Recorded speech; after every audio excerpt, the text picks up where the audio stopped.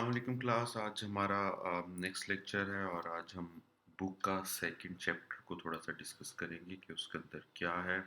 Last lecture में मैंने आपको एपिडेमियोलॉजी का थोड़ा सा इंट्रोडक्शन दिया था और उसकी हिस्ट्री के बारे में डिस्कस किया था। आज हम देखेंगे कि कौन कौन से टर्मिनोलॉजीज हैं जो हम पब्लिक हेल्थ में या एपिडेमियोलॉजीज में यूज़ करते हैं। ये मैंने आपको पहले भी पढ़ा रखी है, आज हम थोड़ा सा इसको डिटेल में पढ़ेंगे। अच्छा, मेजरिंग द डिजीज फ्रीक्वेंसी, कि डिजीज कैसे होता है और उसको मेजर कैसे किया जाता है, ये आज हम पढ़ेंगे। अच्छा, अब जो सी अ, इससे पिछले चैप्टर में आपने थोड़ा सा अटैक रेट के बारे में पढ़ लिया था, रिलेटिव रिस्क के बारे में आपने पढ़ लिया था कि किस तरह हम दो चीज़ों को आपस में कंपेयर करते हैं। तो उसमें से एक अटैक रेट था, वो भी एक हमारा इंडिकेटर है एपिडेमियोलॉजी में, from the researchers and the policy makers point of view, कि जिससे वो किसी भी डिजीज को मैयर कर सकते हैं या डिजीज के अफेक्ट को मैयर कर सकते हैं। लेकिन हम मैयर क्या कर रहे होते हैं? हमारा जो प्राइमरी इंटरेस्ट होता है वो हमारा हेल्थ के अंदर आता है। लेकिन हेल्थ एक एक ऐसा कॉन्सेप्ट है जिसके डिफरेंट मीनिंग है। I mean, lack of disease doesn't mean कि आप हेल्दी हैं। लैक ऑफ डिजीज मीन्स कि डिजीज नहीं है, पर इट डजंट मीन कि आप हेल्दी हैं। हमारा इंटरेस्ट क्या है? हमारा इंटरेस्ट या तो डिजीज के अंदर है कि डिजीज कैसे फैल रहा है, कितना फैल रहा है, जो डिजीज फैल रहा है उसके कॉजेज क्या हैं, और सोसाइटी के अंदर हेल्थ कैसी है। अच्छा, इससे पहले कि हम डिजीज के ऊपर जाएं, दो चीजें डिजीज में इंपॉर्टेंट होती हैं। जब डिजीज को हम देख रहे होते हैं, एक उसके साइंस होते हैं और एक उसके सिम्टम्स होते हैं। इन दो चीजों की बुनियाद के ऊपर हम डिजीज को डायग्नोज कर सकते हैं। सिम्टम्स वो होते हैं जो एक इंसान जो एक्सपीरियंस कर रहा होता है वो जाके डॉक्टर को बताता है। फॉर एग्जांपल, अगर आपको एक फ्लू है, जुकाम है, नज़ला है, टेम्परेचर है, तो ये आपके सिम्टम्स हैं जो आप फील कर रहे हैं। ये जाके आप अपने फिजिशियन को बताते हैं। फिजिशियन आपके साइंस देखता है, वो साइंस जो आमतौर पर इंडिविजुअल शायद मैयर खुद से नहीं कर सकता। For example, different biochemical test हैं जो फिजिशियन मैयर करता है। फॉर एग्जाम्पल, ब्लड प्रेशर है जो फिजिशियन मैयर करता है। फॉर एग्जाम्पल, आईजीजी का टेस्ट है, या डिफरेंट आपका इन्फेक्शियस रेट का टेस्ट है, डिफरेंट पीसीआर हैं। ये जितने भी टेस्ट हैं जो आप लैब के अंदर करते हैं या किसी भी डिजीज को डायग्नोस करने के लिए एक फिजिशियन करता है, ये आपके साइंस होते हैं। तो साइंस एंड सिम्टम्स की बुनियाद पर आप ये डायग्नोस या आइडिया लगा सकते हैं कि डिजीज कितना है एक इंडिविजुअल के अंदर या एक सोसाइटी के अंदर, डिजीज की कितनी ज़्यादा प्रेवलेंस है। लेकिन ये जो सर डायग्नोस्टिक क्राइटेरिया होता है ना, इसकी वजह से डिफरेंट डिफरेंट रिजल्ट आ सकते हैं।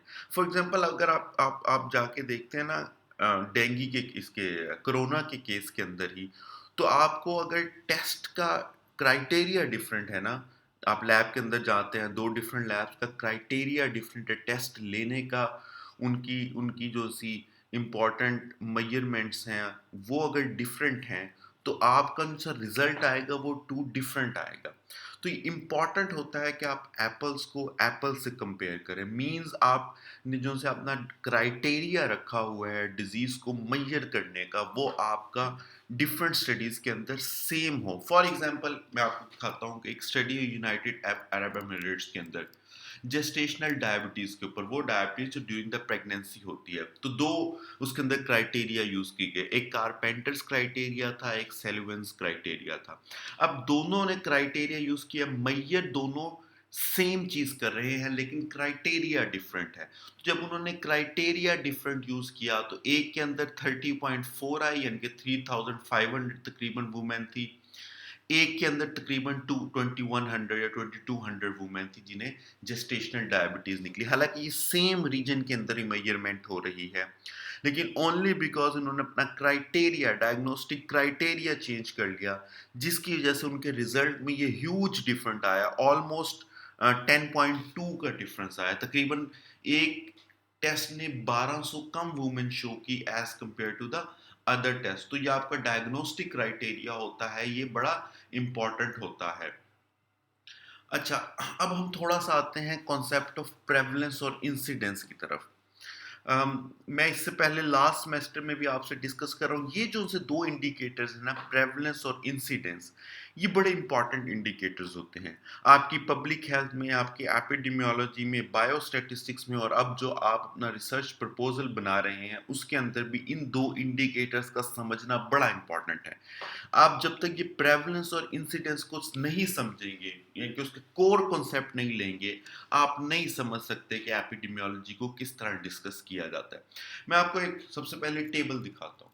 ये अगर आप एक टेबल देखें जिसके अंदर पॉपुलेशन दी हुई है डिफरेंट रीजन्स की वर्ल्ड के अंदर, फिर पीपल लिविंग विद एचआईवी, यानी कि जिनको 2007 के एंड तक, 2007 के एंड तक, यानी 2007 जब खत्म हो गया था, तो कितने लोग थे जो एचआईवी पॉजिटिव थे, उस टाइम एचआईवी के साथ जिंदा थे, ये उसका नंबर्स दिए हुए हैं। फिर न्यू एचआईवी इन्फेक्शन 2007 के अंदर न्यू इन्फेक्शन कौन से हैं, ये टोटल इन्फेक्शन है 2007 तक, जो आज तक हुई, 2007 तक हुई टोटल इन्फेक्शन, और ये है सिर्फ 2007 के अंदर न्यू इन्फेक्शन हुई। ये आप नंबर्स देखें। अब ये जो, अगर आपको ये सिर्फ ग्राफ दिखा दिया जाए, ये एक टेबल दे दिया जाए, इस टेबल की बुनियाद पर आप ये बता सकते हैं कि नई इन्फेक्शंस कितनी हुई और 2007 तक टोटल इन्फेक्शंस कितनी हुई, और इस टेबल की बुनियाद के ऊपर ही आप आइडेंटिफाई कर सकते हैं प्रेवलेंस को भी और इंसिडेंस को भी। अब ये अगर कोई सिंपल ग्राफ आप देखें तो आपको लगेगा जो सबसे ज़्यादा केसेस हैं वो सब सहारन के अंदर आ रहे हैं, न्यू केसेस भी और टोटल केसेस भी। अगर आप ये देखें कि ओशेनिया जो से रीजन है, उसके अंदर जो केसेस हैं टोटल 75,000 है, जो इतने ज़्यादा नहीं है, और उनकी न्यू इन्फेक्शन भी सिर्फ 14,000 है। सेम गोज विद कैरेबियन कि न्यू इन्फेक्शन सिर्फ 17,000 हैं। तो ये अभी आपको लगता है न्यू इन्फेक्शंस कम है, लेकिन अगर आप इसकी इंसिडेंट रेट निकालें तो आपको एक्चुअली पता लगेगा कि इनकी न्यू इन्फेक्शन का रेट कितना है। तो अभी फिलहाल आप इस टेबल को मद्देनजर रखें, और इस टेबल में आपको देख के लगता है कि सबसे ज़्यादा जो केसेस हैं वो सब सहारा के अंदर है। ईस्ट एशिया और eastern Europe and central Asia जो मैंने हाईलाइट किया हुआ है, इन दोनों में ऑलमोस्ट आइडेंटिकल केसेस है, लेकिन ईस्टर्न यूरोप के अंदर न्यू केसेस ज़्यादा हैं as compared to east Asia. New cases उसके अंदर ज़्यादा है ईस्ट एशिया की निस्बत।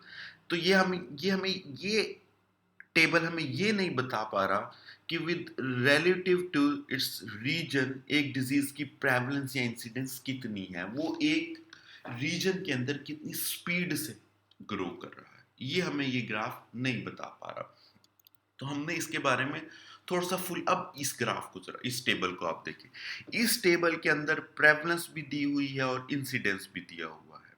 अब इसके अंदर आप देखिए सब सहारा के अंदर प्रेवलेंस इसकी सबसे ज्यादा 2.86। अब प्रेवलेंस आप कैसे निकालते हैं, आप टोटल पॉपुलेशन को डिवाइड कर देते हैं टोटल नंबर ऑफ डिजीज से, multiply by total number of disease को आप डिवाइड करते हैं टोटल पॉपुलेशन से। ये पॉपुलेशन इनटू 1000 है, तो आपको ये तीन सिफर साथ लगानी पड़ेंगी। डिवाइड मल्टीप्लाई बाय आप 100 करें तो आपका 2.86 प्रेवलेंस आ जाता है। ये आपका होता है प्रेवलेंस। अब इंसिडेंस क्या निकलेगी, इंसिडेंस क्या है कि अगर आप वन इस नंबर को डिवाइड कर दें इस नंबर के साथ, ये सिर्फ न्यू केसेस को टोटल पॉपुलेशन के साथ आप डिवाइड कर रहे हैं, तो ये आपका इंसिडेंस आ रहा है। लेकिन ये सिर्फ आपके न्यू केसेस आ रहे हैं, इसमें एक कॉन्सेप्ट होता है कि जो पॉपुलेशन एट रिस्क कितनी है। अब अगर आप इस तरफ चले जाएं कि what percentage of people in western and central Europe had HIV AIDS at the end of 2007। Western and central Europe में HIV at the end of 2007 कितना था, at the end of 2007 Central Asia के अंदर कितना था, तो ये आपके पास आ जाएगा 0.50। ये आपने कैसे निकाला है कि आपने जो eight the end of the 2007 जो टोटल आपके पास केसेस आए 7,60,000 आए वेस्टर्न सेंट्रल यूरोप में, जो 0.16 ऑफ द पॉपुलेशन थे जो लिविंग थी, जो लिविंग विद एचआईवी थी। लेकिन 2007 के अंदर आपके पास जो केसेस आए वो 31,000 पीपल के केसेस आए, या 0.0064 जो इन्फेक्ट हुई HIV के साथ। अब ये 0.0064 जो सा है ये बड़ा कम नंबर है, ये मैं इसके अंदर आपको बता रहा हूँ। 0.0064 इसके अगर आपने 31,000 आपके पास जो केसेस आए, इसमें अगर आप मल्टीप्लाई बाय 100 करेंगे तो आपके केसेस आ जाते हैं 0.0064, जो बहुत कम नंबर है, जो आपको सही नंबर नहीं दे पाता। तो आप क्या करते हैं कि इसको मल्टीप्लाई करते हैं 10,000 से। जब आप इसे 10,000 से मल्टीप्लाई करेंगे तो आपका आंसर आ जाएगा 6.4 इंटू 100,000, या 6.4 इंटू 10 पावर 5 के 100,000 के अंदर हर 6.4% या तकरीबन 6 से 7 लोग इन्फेक्ट हो रहे हैं HIV से।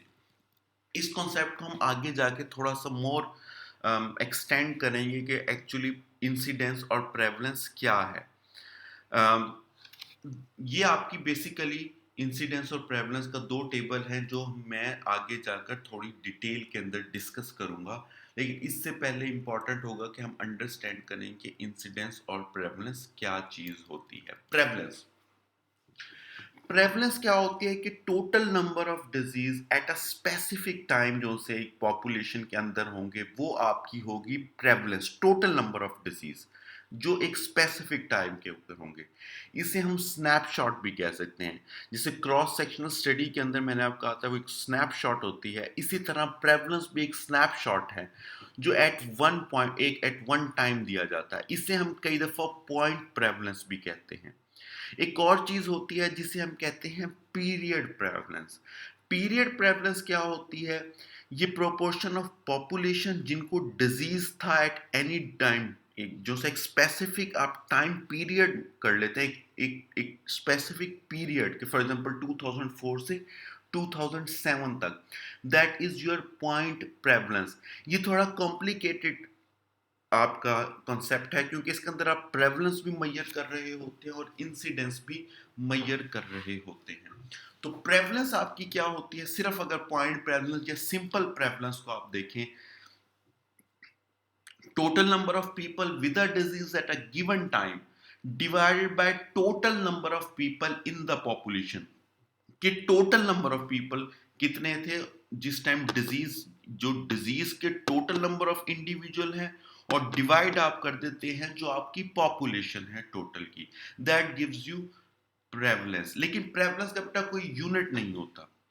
कोई यूनिट इसलिए नहीं होता क्योंकि हम इसे किसी चीज में मेजर नहीं करते, हम इसे सिर्फ परसेंटेज के अंदर मेजर करते हैं, और जिस चीज को हम परसेंटेज के अंदर मेजर करते हैं उसका नॉर्मली हम कोई यूनिट नहीं रख सकते।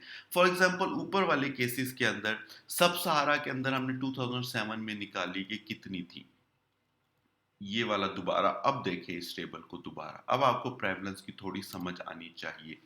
अब प्रेवलेंस क्या है कि इस नंबर को आप डिवाइड कर रहे हैं, इस नंबर से मल्टीप्लाई बाय 100 कर रहे हैं तो आपका ये निकलता है 2.8। इस तरह ये सारे इस तरह निकाले हैं कि इन चीज़ों को हमने डिवाइड कर दिया इस पे और मल्टीप्लाई बाय 100, लेकिन याद रखिएगा ये पॉपुलेशन इन 2000 है तो ये आपको थ्री सिफर इसके साथ ऐड करनी पड़ेंगी। तो ये आपका प्रेवलेंस आ जाता है कि प्रेवलेंस को हम कैसे मेजर करते हैं।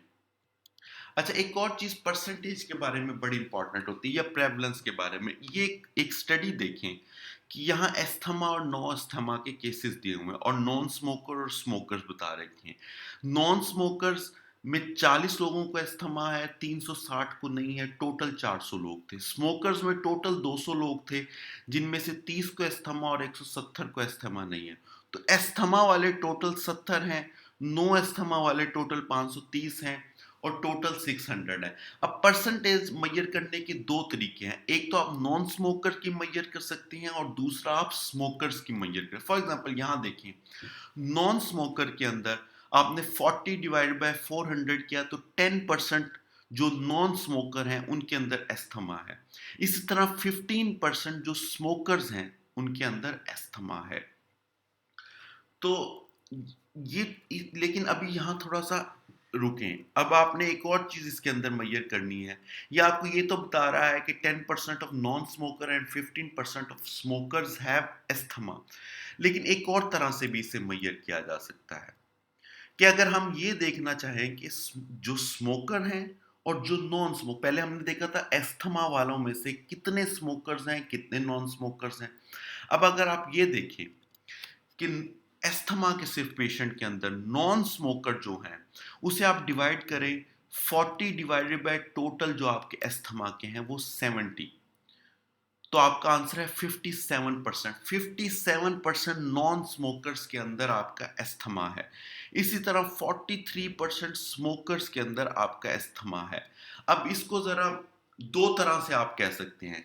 अगर आप ये कहते हैं 43% of people with asthma are smokers, ये ठीक बात है कि 43, हमने अभी मेजर की, 43% of people with asthma are smoker, ये स्मोकर थे। या we can also say 57% of people with asthma are non smoker. ठीक है, ये आप कह सकते हैं। अम, या आप ये कहते हैं 32% of people with no asthma are smokers. लेकिन अगर आप ये कहे 43% of smokers have asthma, that is wrong. 43% of smokers are का अस्थमा नहीं है, क्योंकि एक्चुअली सिर्फ 15% ऑफ स्मोकर्स हैव अस्थमा। ये आपने यहाँ मेजर किया है। जो आपने स्मोकर्स का मेजर किया है वो आपने यहाँ किया है, क्योंकि यहाँ आपने डिवाइड किया है इसके स्मोकर्स के नंबर के साथ। देखिए टोटल जो स्मोकर्स थे वो आपके पास 200 है। जो आपने कंपेयर करना है, अगर आप स्मोकिंग को सिर्फ कंपेयर कर रहे हैं, स्मोकिंग में अस्थमा और नो अस्थमा किस तरह होता है, तो जो टोटल नंबर आपने डिवाइड करना है वो आपने अस्थमा पेशेंट्स का करना है, वो आपने स्मोकर्स का करना है। अब यहाँ आप देखें 200 आपके पास स्मोकर थे, इससे आपने डिवाइड किया स्मोकर्स में। 30 divided by 200 15%, 170 divided by 200 85%। It means 15% of smokers have asthma और 85% of smokers don't develop asthma. इसके अंदर अब आप सिर्फ एस्थमा वालों को देख रहे हैं कि कितने एस्थमा के पेशेंट्स हैं जो स्मोकर्स और नॉन स्मोकर्स हैं। यहाँ आपने एस्थमा वाले नंबर से डिवाइड किया, तो आप कह सकते हैं कि 43% of people with asthma are smokers. It's quite different with saying कि 43% ऑफ स्मोकर्स developed asthma। नहीं, ये गलत है। Actually 43% of patient with asthma are smokers. तो इन दोनों डिफरेंस को जरा आपने करीब करीब नजर में रखना है। अब आप आ जाए इंसिडेंस के ऊपर। इंसिडेंस क्या होता है कि how quickly people are catching the disease. ठीक है, ये थोड़ा डिफरेंस होता है प्रेवलेंस से, क्योंकि प्रेवलेंस के अंदर आप देख रहे होते हैं टोटल इन्फेक्शन को, इंसिडेंस के अंदर आप देख रहे होते हैं न्यू इन्फेक्शंस को। कि फॉर एग्जांपल अगर ऊपर वाले केसेस में देखें कि 2007 के अंदर 1.7 मिलियन पीपल सब सहारा के जिन्होंने डिजीज डेवलप किया, या 0.22 of population were newly diagnose with HIV positive. इसका इंसिडेंट रेट के ऊपर, वैसे इसकी आगे 2 या 3 टर्मिनोलॉजीज मैं आपको बताऊंगा, लेकिन फिलहाल आप ये याद रखिए इंसिडेंट रेट क्या होता है कि number of people who develop the disease in 1 year divided by average number of people in the population. ये आपका फिलहाल इस कॉन्सेप्ट को रखिए, लेकिन इस कॉन्सेप्ट को आगे जाके थोड़ा सा हमने मॉडिफाई करना है। अच्छा, पॉपुलेशन एट रिस्क का क्या मतलब होता है, क्योंकि आगे जब हम इंसिडेंट रेट को डिस्कस करेंगे तो हम एक्चुअली डिस्कस करेंगे उसमें कि पॉपुलेशन एट रिस्क कौन कौन सी थी। अगर आप इसमें देखें कि HIV, एक पॉपुलेशन के अंदर HIV है, तो उस पॉपुलेशन एट रिस्क क्या है। या आप कोरोना के केस में देखें, कोरोना के केस में पॉपुलेशन एट रिस्क क्या है पाकिस्तान के अंदर, तो एक्चुअली आप देखें कि तमाम पॉपुलेशन एट रिस्क है, लेकिन कुछ लोग ज्यादा रिस्क पे हैं, कुछ लोग कम रिस्क पे हैं, लेकिन एक्चुअली सब पीपल एट रिस्क हैं। ये नॉर्मली इन्फेक्शियस डिजीज में होता है कि तकरीबन तमाम लोग ही आपकी पॉपुलेशन एट रिस्क होती है, लेकिन कुछ लोग ज्यादा वल्नरेबल है, कुछ लोग कम वल्नरेबल है, लेकिन जनरली सब लोग डेवलप कर सकते हैं कोरोना को, सब लोग डेवलप कर सकते हैं एचआईवी को, सब लोग डेवलप कर सकते हैं डेंगू को। लेकिन कुछ डिजीजेस होते हैं जिसमें एक पॉपुलेशन ज्यादा vulnerable, for example cervical cancer. अगर आप सर्विकल कैंसर को मेजर कर रहे हैं तो आपकी जो पॉपुलेशन एट रिस्क है वो क्या होगी? वो सर्विकल कैंसर नॉर्मली यूट्रस की नेक का कैंसर होता है, तो उसके अंदर मेल्स को वो डेवलप नहीं हो सकता। तो आप टोटल पॉपुलेशन के अंदर से मेल्स को निकाल देंगे, सिर्फ वुमेन जो सी होगी वो सर्विकल कैंसर के लिए वल्नरेबल है। लेकिन कुछ वुमेन ऐसे भी हो सकते हैं जिन्होंने हिस्टेरेक्टमी करवाई हो, यानी कि उनका यूट्रस रिमूव हुआ हो। अब जिस वुमेन का यूट्रस रिमूव हुआ है वो सर्विकल कैंसर डेवलप नहीं कर सकती। तो ना वो वुमेन, ना मेन ये डिजीज डेवलप कर सकते, ना वो वुमेन जिनके अंदर हिस्टेरेक्टमी हुई हुई है वो सर्विकल कैंसर को डेवलप कर सकते। तो इसलिए जब आप पॉपुलेशन एट रिस्क मेजर करेंगे तो सेक्स स्पेसिफिक डिजीज के अंदर आप उसको निकाल देंगे उन लोगों को। इसे हम कहते हैं सेक्स स्पेसिफिक रेट। ठीक है, ये इंपॉर्टेंट चीज होती है। अब हम थोड़ा सा इंसिडेंस और प्रेवलेंस के रिलेशनशिप की तरफ आते हैं। इंसिडेंस क्या होता? मैंने number of new diseases, prevalence total number of diseases. एक पॉपुलेशन के अंदर अगर हम ये एज्यूम करें कि ना लोग अंदर आ रहे हैं ना लोग अंदर जा रहे हैं, तो हमारा जो फॉर्मूला होता है वो होता है prevalence is approximately equal to incident rate into duration of disease. लेकिन ये सिर्फ उस सिनेरियो के अंदर जहां ना लोग आ रहे हैं ना लोग जा रहे हैं। लेकिन अगर कोई दो डिजीज हैं जिनका इंसिडेंस सेम है, इंसिडेंस सेम है यानी कि number of new cases same आ रहे हैं, लेकिन एक डिजीज की ड्यूरेशन लंबी है, एक डिजीज की ड्यूरेशन लंबी है दूसरी डिजीज की निस्बत, तो आपको वो डिजीज जिसकी ड्यूरेशन लंबी है उसकी प्रेवलेंस भी ज्यादा दिखाई देगी, क्योंकि लोग रिकवर देर से हो रहे हैं। तो इस केस के अंदर ये prevalence is equal to incident rate into disease, but only considering if the population remains the same. लेकिन इसे हम कहते हैं स्टेशनरी पॉपुलेशन। तो इसके लिए दो इस फॉर्मूले के लिए दो चीजों को होना जरूरी है। एक तो पॉपुलेशन स्टेशनरी होनी चाहिए, दूसरी prevalence of disease must be less than 10% होनी चाहिए, यानी कि लो होनी चाहिए। लेकिन नॉर्मली जो हम फॉर्मूला यूज करते हैं जहां हम आमतौर पर इस चीज को काउंटर करते हैं वो होता है P divided by 1 minus P is equal to incident rate into duration of disease, जहां P क्या होता है? प्रोपोर्शन। प्रेवलेंस की जो सी आपकी प्रेवलेंस है वो होती है, और 1 - p क्या होती है? ये प्रोपोर्शन होती है हेल्दी पॉपुलेशन की या नॉन डिजीज पॉपुलेशन की। फॉर एग्जांपल, अगर प्रेवलेंस एक डिजीज की 2% है पॉपुलेशन की, या 0.02, अगर हम इसको परसेंटेज खत्म करें तो 0.02, तो 1 - p कितनी आ जाएगी? 0.98, यानी कि 1 माइनस 0.08 इज इक्वल टू 0.98। ये होती है आपकी हेल्दी पॉपुलेशन या नॉन डिजीज पॉपुलेशन। तो इस केस के अंदर नॉर्मली अगर आपकी कोई डिजीज रेयर नहीं है और पॉपुलेशन भी स्टेशनरी नहीं है तो आप ये फॉर्मूला आमतौर पर यूज करते हैं। एक और केस देखें कि हेपेटाइटिस ए की इंसिडेंस यूएस के अंदर बहुत ज्यादा है। तकरीबन 32,000 न्यू इन्फेक्शन हर साल आती हैं यूएस के अंदर। अम, लेकिन जब आप इसकी किसी भी टाइम में प्रेवलेंस देखेंगे हेपेटाइटिस ए की, तो वो कम होगी as compared to hepatitis C. अगरचे हेपेटाइटिस सी का जो इंसिडेंट रेट है या न्यू केसेस हैं वो कम है, वो सिर्फ 19,000 है as compared to hepatitis A 32,000।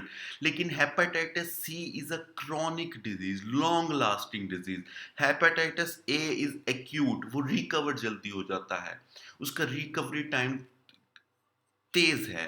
Hepatitis C का रिकवरी टाइम स्लो है, वो लंबी ड्यूरेशन का डिजीज है। इसलिए आपको किसी भी वक्त यूएस के अंदर हेपेटाइटिस सी की जो प्रेवलेंस है वो ज्यादा दिखाई देगी as compared to hepatitis A. अच्छा, एक और कॉन्सेप्ट है, ये मैंने आपको पहले बहुत दफ़ा दे रखा है कि अगर न्यू ट्रीटमेंट डेवलप हो जाए डिज़ीज़ की, तो इसका प्रेवलेंस और इंसिडेंस के ऊपर क्या फ़र्क होगा? अच्छा बेटा, अगर न्यू ट्रीटमेंट जो डिस्कवर हुई है, उसने डिज़ीज़ की रिकवरी स्टार्ट की है, डिज़ीज़ की रिकवरी स्टार्ट की है, तो आपकी जो प्रेवलेंस है उसको कम हो जाना चाहिए, क्योंकि पीपल तेजी से रिकवर हो रहे हैं। इंसिडेंस का कोई फर्क नहीं होता आपकी न्यू ट्रीटमेंट्स की वजह से, क्योंकि इंसिडेंट तो नंबर ऑफ न्यू केसेस हैं, उन्होंने तो आना ही आना है, अनलेस आप उसके कॉजेज को, जो डिजीज आ रहे हैं उसको आप एड्रेस करें। तो एक ट्रीटमेंट जब रिकवर करना शुरू कर दे तो प्रेवलेंस कम होगी। अगर वो रिकवर ना करे लेकिन ड्यूरेशन ऑफ लाइफ को इंक्रीज कर दे, यानी कि लोगों को मरना कम हो जाए, तो प्रेवलेंस भी इंक्रीज करेगी, क्योंकि ज्यादा लोग सरवाइव करेंगे विद डिजीज, क्योंकि वो डिजीज को तो ट्रीट नहीं करी। तो ये कॉन्सेप्ट बहुत ज्यादा इंपॉर्टेंट है। अच्छा, अब मैं थोड़ा सा, जैसे मैं पहले कह रहा था कि इंसिडेंट्स का जो सा कॉन्सेप्ट है, ये दो एक्चुअली इंसिडेंट्स होते हैं, एक को हम इंसिडेंस रेट कहते हैं, एक को हम क्यूमुलेटिव इंसिडेंस कहते हैं। अब ये तीन चीजें आपने ध्यान में रखनी है, प्रेवलेंस, इंसिडेंट रेट और क्यूमुलेटिव इंसिडेंट्स। ये तीनों चीजें डिस्क्रिप्टिव एपिडेमियोलॉजी में बड़ी इंपॉर्टेंट होती हैं। डिस्क्रिप्टिव स्टडीज क्या होती हैं, मैं पिछले लेक्चर में बता चुका हूं कि जो तीन चार चीजों को आंसर करती हैं कि व्हाट, वेयर एंड व्हेन। जिस चीज को ये आंसर नहीं कर पाती वो होता है व्हाई, क्यों। बाकी ये तमाम चीजों को आंसर करती है। इससे पहले मैं आपको स्टडी भी पढ़ा चुका था, एक cross sectional study. Cross sectional study के अंदर प्रेवलेंस इंपॉर्टेंट होते हैं, क्योंकि क्रॉस सेक्शनल स्टडी होती है स्नैपशॉट, एक सर्वे टाइप, जहां प्रेवलेंस इंपॉर्टेंट होती है। जो कोहोर्ट स्टडी होती है, उधर इंसिडेंस ऑफ डिजीज इंपॉर्टेंट होता है, क्योंकि हम एक ग्रुप को रिक्रूट करते हैं and over the period of time देखते हैं कि इनमें से कौन रिस्क डिजीज डेवलप कर रहा है और कौन डिजीज डेवलप नहीं कर पा रहा। तो ये इंपॉर्टेंट होते हैं आपकी क्यूमुलेटिव इंसिडेंस या इंसिडेंस रेट के अंदर। अच्छा, अब थोड़े से एक स्टडी को कंसीडर करें कि एक न्यू आपकी प्राइमरी स्कूल है जिसके अंदर 100 बच्चे हैं। उन 100 बच्चों में से जब पहले दिन लोग आते हैं तो उनमें से 9 बच्चों को कोल्ड हुआ पहले दिन, नई टर्म के पहले दिन, और नेक्स्ट वीक 7 और बच्चों को कोल्ड हो गया, यानी कि जुकाम हो गया। तो अब आपने दो चीजें मेजर करनी है, what percentage of children had a cold on a first day of term, और दूसरा what percentage of children who did not have a cold on first day of term developed one during the next week. Next week हो गया। तो पहली जो आपकी measurement है वो तो सिंपल सिंपल है, व्हाट परसेंटेज, 9 लोगों को हुआ था, 9 बच्चों को हुआ था cold. 9 divided by 100 is equal to 9%, multiply by 100 करें, 9%, ये आपकी हो जाती है प्रेवलेंस। ये आपकी सिंपल सिंपल प्रेवलेंस है। ये जो सी दूसरी मेजरमेंट है ना, ये है आपका क्यूमुलेटिव इंसिडेंट की, चिल्ड्रन एट रिस्क पे आप कितने थे। यानी कि अब 9 लोगों को तो कोल्ड हो चुका है तो वो तो साइड पे हो गए, बाकी बचे 91। अब ये 91 के 91 एट रिस्क पर थे। ये 91 जब आपके रिस्क पर थे, उनमें से डेवलप किया 7 लोगों ने। तो आप इसे डिवाइड करें, 7 डिवाइडेड बाय 91, तो ये आपका आ जाएगा 7.7%। तो 7.7% लोगों ने पहले वीक के अंदर ये डिजीज डेवलप किया। इसे हम कहते हैं क्यूमुलेटिव इंसिडेंट, यानी कि number of new cases divided by population at risk. ठीक है, ये आपका हो जाएगा क्यूमुलेटिव इंसिडेंस। तो क्यूमुलेटिव इंसिडेंस आपको देखता है कि आपका नए केसेस कितने हैं divided by the population at risk. अच्छा, जब हम इंसिडेंस देखना चाहें ऐसे डिजीज का जैसे कि कैंसर है, जो कि बहुत ही रेयर डिजीज है, तो इस सिनेरियो के अंदर हमें लोगों को एक फॉलो अप करना पड़ता है, लॉन्ग पीरियड ऑफ टाइम के लिए ऑब्जर्व करना पड़ता है, 10 सालों के लिए, 20 सालों के लिए, 40 सालों के लिए, क्योंकि ड्यूरेशन ऑफ ऑब्जर्वेशन लंबी होती है। तो तो इस दौरान आपको चांसेस होते हैं कि जो इंडिविजुअल हैं वो लूज हो सकते हैं आपसे, जिन्हें आप ऑब्जर्व कर रहे हैं, क्योंकि 10 साल तक कोई आपके साथ नहीं रह सकता। हो सकता है कुछ लोगों की डेथ हो जाए किसी और डिजीज की वजह से, या हो सकता है कुछ लोग मूव आउट कर जाएं, या आप उनको फॉलो अप ना कर सकें, या आप उनका से कांटेक्ट लूज कर जाए। तो इन सर्कमस्टेंसेस के अंदर जब आप एक इंडिविजुअल को लूज कर जाते हैं, कुछ इंडिविजुअल को over the period of the time, तो क्यूमुलेटिव इंसिडेंस की मेजरमेंट करेक्ट नहीं हो पाती। तो इसमें जो आपको मेजरमेंट करनी पड़ती है वो आप एक नया कॉन्सेप्ट होता है जिसे हम कहते हैं इंसिडेंस रेट। इसमें आप क्या करते हैं कि सिंपली ये देखने की बजाय कि number of people at risk कितने हैं, वे हम काउंट करते हैं लेंथ ऑफ टाइम क्या है, वो लेंथ ऑफ टाइम जिसमें डिजीज डेवलप करने का रिस्क था। वो क्या, फॉर एग्जाम्पल आपने 1000 लोगों को 5 साल के लिए ऑब्जर्व किया, 1000 लोगों को 5 साल के लिए ऑब्जर्व किया, उनमें से 15 ने हार्ट अटैक को डेवलप किया। अब क्यूमुलेटिव इंसिडेंस आपका इसका बड़ा सिंपल सिंपल है, 1.5% या 5 सालों के अंदर 1.5% लोगों ने डिजीज डेवलप किया। लेकिन अब ये भी पॉसिबल है कि अब इन 5 लोगों को आप 1000 साल तक, इन 1000 लोगों को 5 साल तक ऑब्जर्व ना कर सकें। कुछ लोगों को 200, कुछ लोग आपके 2 सालों के लिए हों, कुछ लोग आपके 3 सालों के लिए हों, कुछ 4 सालों के लिए हों, कुछ 5 सालों के लिए। लेकिन आपका इंपॉर्टेंट क्या है कि आपने 1000 × 5 5000 पर्सन ईयर्स ऑफ लाइफ को ऑब्जर्व करना था। 1000 लोग थे, 5 साल थे, आपने इन दोनों को मल्टीप्लाई किया तो आपके 5000 ईयर्स ऑफ पर्सन ईयर्स आ गए, ईयर्स ऑफ लाइफ या पर्सन ईयर्स आ गए। ये वो टाइम है जब आप डिजीज डेवलप कर सकते थे।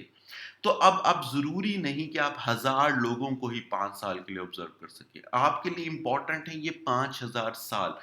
अब आप 5000 लोगों को भी 1 साल के लिए ऑब्जर्व कर सकते हैं, 500 लोगों को भी 10 साल के लिए ऑब्जर्व कर सकते हैं। आपने किसी ना किसी तरह ये 5000 की कैलकुलेशन पूरी करनी होती है। इसे हम कहते हैं पर्सन ईयर।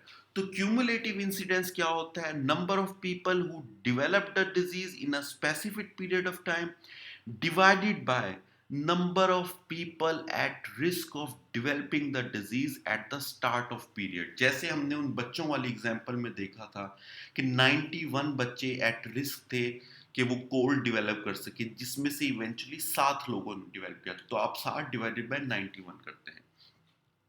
इंसिडेंट रेट क्या होता है कि how quickly people are developing the disease, कितनी तेजी से डिजीज डेवलप कर रहे हैं।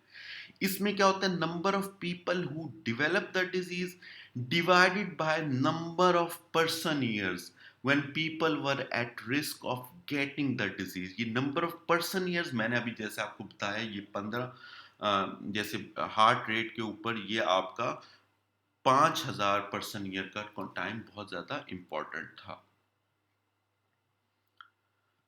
अच्छा, अब ये आपको थोड़ी सी डिफरेंट, थोड़ा सा आपको मुश्किल हो रही होगी ये देखने के लिए कि incident rate versus cumulative incidence क्या है। इसे एक गाड़ी के तौर पे लें।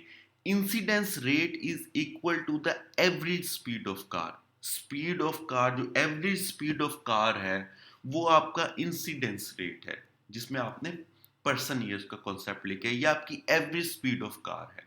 जो आपका क्यूमुलेटिव इंसिडेंस है ना, वो आपका है कि distance travelled by a car during a specific interval of time, कि 2 घंटे में कितना आपने किया, 1 घंटे के अंदर कितना किया। अब अगर आप ये देखें, ये डिस्टेंस, ये दो चीजों के ऊपर डिपेंड करता है। एक तो स्पीड गाड़ी की कितनी थी, और दूसरा उसने कितना लेंथ ऑफ टाइम के अंदर उस डिस्टेंस को कवर किया है। तो डिस्टेंस के लिए दो चीजें इंपॉर्टेंट होती है, स्पीड गाड़ी की और कितना टाइम उसने लिया है। इस इन द सेम वे जो इंसिडेंट रेट है, इंसिडेंट रेट वो डिस्क्राइब करता है स्पीड को, कि कितनी तेजी से एक कम्युनिटी के अंदर स्पीड, कितनी तेजी के अंदर एक कम्युनिटी के अंदर डिजीज आ रहे हैं। क्यूमुलेटिव इंसिडेंस जो सा है वो दो चीजों को देख रहा होता है, कि जो आपके लोग हैं, प्रोपोर्शन ऑफ पीपल हैं जिन्होंने डिजीज डेवलप किया over a period of the time. कि एक खास पीरियड ऑफ टाइम के अंदर उन्होंने डिजीज डेवलप किया। इंसिडेंट रेट ने स्पीड मेजर किया है, कितनी तेजी से डिजीज आ रहा है। क्यूमुलेटिव इंसिडेंस ने देखा है कि किन लोगों को डिजीज डेवलप हो चुका है और कितने टाइम के अंदर हो चुका है। इसे हम कहते हैं क्यूमुलेटिव इंसिडेंट। फॉर एग्जाम्पल, आप 10 जनवरी के आप आइडेंटिफाई करें कि 10 हेल्दी पीपल थे 1 जनवरी 2000 को, और उन्होंने आपने उसको फॉलो अप किया 7 ईयर्स के लिए। अब हाइपोथेटिकली है, ये एक हाइपोथेटिकल स्टडी है कि 10 लोगों को आपने रिक्रूट किया 1 जनवरी 2000 को, आपने उन्हें 7 ईयर्स के लिए ऑब्जर्व करना था। अब हुआ क्या कि इनमें से 4 लोग जो से आपके इंटरेस्ट के थे उन्होंने डिजीज डेवलप किया, 3 की उनमें से डेथ हो गई, और 3 आप फॉलो अप आप उनका लूज कर चुके। अब ये याद रखिएगा, 4 लोगों ने डिजीज डेवलप किया, 3 की डेथ हो गई, और 3 का आप फॉलो अप लूज कर चुके। अब अगर आप प्रेवलेंस मैयर करें ना, मैं आपको इसकी ग्राफ भी दिखाता हूँ। फॉर एग्जांपल, हम प्रेवलेंस मैयर कर रहे हैं 1 जनवरी 2003 के अंदर। प्रेवलेंस होती है कि आपका न्यू केसेस, आपके टोटल नंबर ऑफ केसेस क्या है। तो अब जरा इसको देख, आपने 1 जनवरी 2003 को देखनी है। अब ये रहा आपका 2003। इसके अंदर ये जो सी लाइन है ना, जो लाइट ब्लू कलर की है, ये है हेल्दी पीरियड। जो सी ये दूसरी लाइन है, ये डार्क ब्लू वाली, ये आपका डिजीज पीरियड। ये जिसमें बिल्कुल बहुत ही हल्की है, ये आपका लॉस्ट और फॉलो अप, लॉस्ट जो आपका हुआ। और ये क्रॉस का मतलब है जो आपकी डेथ हो गई, ये आपका टाइम क्या है। तो ये अगर आप देखें, ये आपके हैं, पर हर बंदे को आपने 7 साल के लिए ऑब्जर्व करना था, लेकिन आपका सिर्फ पहला इंडिविजुअल, 7वां इंडिविजुअल और 10वां इंडिविजुअल ये था जो 7 साल तक गया। बाकी दूसरा इंडिविजुअल 5.5 साल तक आप इसे ऑब्जर्व कर सके, क्योंकि बाद में उसने डिजीज डेवलप कर लिया। तीसरा इंडिविजुअल सिर्फ 2 साल तक ऑब्जर्व हुआ, बाद में आपका लॉस्ट ऑफ फॉलोअप हो गया।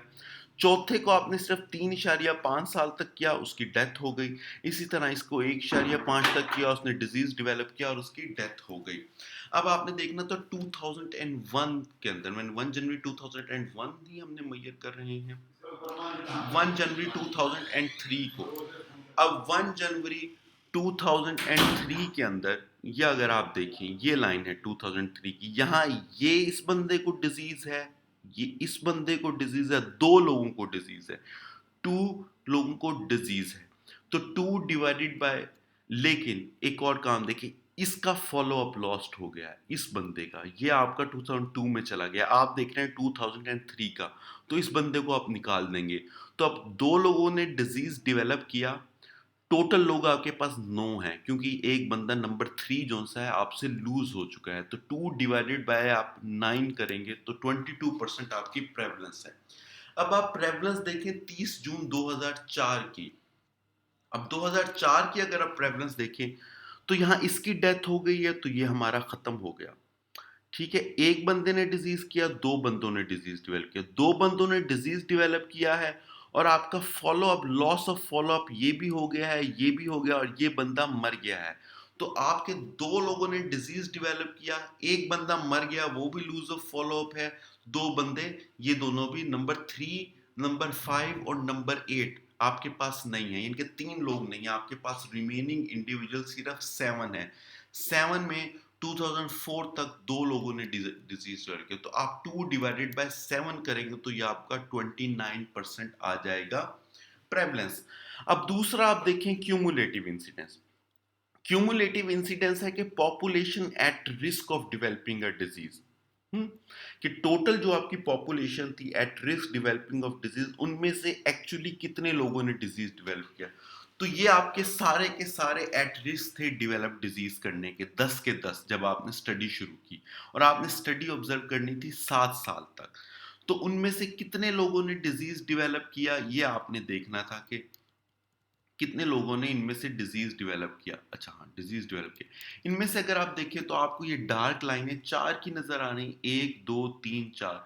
अगर हम ये एज्यूम करें, क्यूमुलेटिव इंसिडेंस में हम ये एज्यूम कर रहे हैं कि जो हमारा लॉस ऑफ फॉलोअप हुआ है, उन लोगों ने डिजीज डेवलप नहीं किया होगा, हमारे ये खुशफहमी है, हमारा ये ऑप्टिमिज्म है कि जिन लोगों का हमारा फॉलो अप लूज हुआ, हमारा 3 लोगों का फॉलो अप लूज हुआ, उन्होंने डिजीज डेवलप नहीं किया, तो आप जो मिनिमम, तो आपको जो सा मिनिमम क्यूमुलेटिव इंसिडेंस जो आप निकाल सकते हैं वो आप 4/10 करके मिनिमम इंसिडेंस रेट निकाल सकते हैं, जो आपका 40% आ गया। मिनिमम एस्टिमेशन है, करेक्ट नहीं एस्टिमेशन, मिनिमम। मैक्सिमम अगर आपने इसका निकालना है क्यूमुलेटिव इंसिडेंस का, तो आप ये सोचते हैं कि जो 3 लूज हुए थे ना, उन्होंने भी डिजीज डेवलप कर लिया। चारों 4 लोगों ने तो किया डिजीज डेवलप, जो 3 लूज हुए, नंबर 3, नंबर 5, नंबर 9, इन्होंने भी डिजीज डेवलप किया eight the end of 7 year of study, यानी कि 2007 के अंदर मैं देख रहा हूँ। तो आप 7/10 कर लें तो आपका 70% मैक्सिमम एस्टिमेशन आ जाएगा, ये आपका मैक्सिमम एस्टिमेशन आ जाएगा।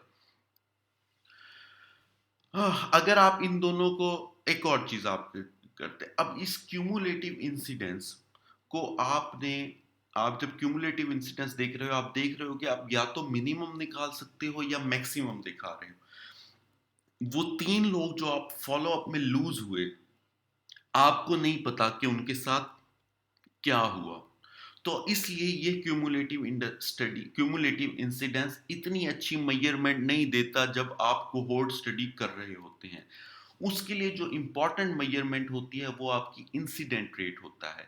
इंसिडेंस रेट एक्चुअली डिपेंड कर रहा, बता रहा होता है कि एक, ये इंफॉर्मेशन दे रहा होता है कि पर्सन टाइम, एक वक्त जिसके अंदर डिजीज डेवलप हो सकता था, उसमें कितने लोगों ने डिजीज डेवलप किया।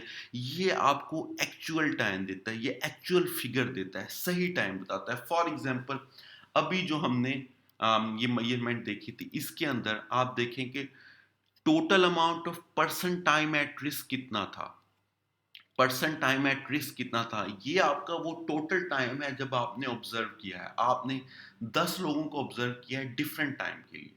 यही बात है यहाँ, अगर आप दोबारा चाहें, एक नंबर 1 और नंबर 7, नंबर 10, इन तीनों को आपने 7 साल तक ऑब्जर्व किया, तो ये आपके 21 ईयर्स ये हो गए।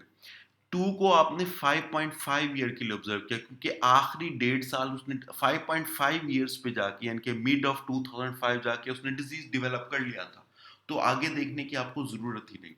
इसे आपने 5.5 टाइम्स के लिए ऑब्जर्व, ईयर्स के लिए ऑब्जर्व किया।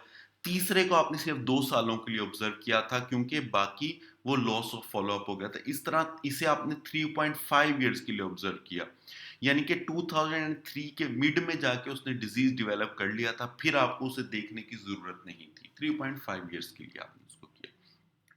तो आपके जो टोटल, इन सबको जब आप जमा करते हैं, तो जो आपका टोटल पीरियड निकलता है वो 44.5% ईयर्स निकलते हैं। 44.5% ईयर। ये 44.5% ईयर वो वक्त है जब डिजीज डेवलप हो सकता है, ये रिस्क टाइम है इन 10 केसेस के लिए। उनमें से आपके पास केसेस कितने आए थे? 44.5% ईयर जो आपने ऑब्जर्व किया, उनमें से जो आपके पास केसेस आए थे वो 4 थे, नंबर 2, नंबर 4, नंबर 6 और नंबर 8।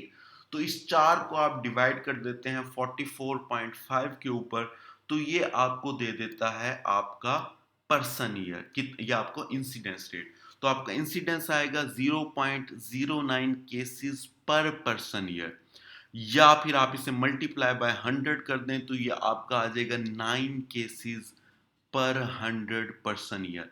अगर आप इसे 1000 से कर देंगे तो ये आपका आ जाएगा 90 केसेस पर 1000 ईयर। 10,000 से कर लेंगे तो 900 केसेस पर 10,000 पर्सन ईयर।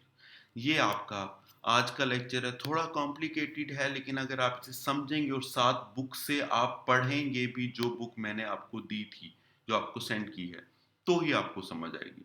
इसके अलावा कोई मसला होगा तो आप मुझसे जूम में पूछ लीजिएगा, जूम जब आप कहेंगे हम जूम रख लेंगे। Thank you.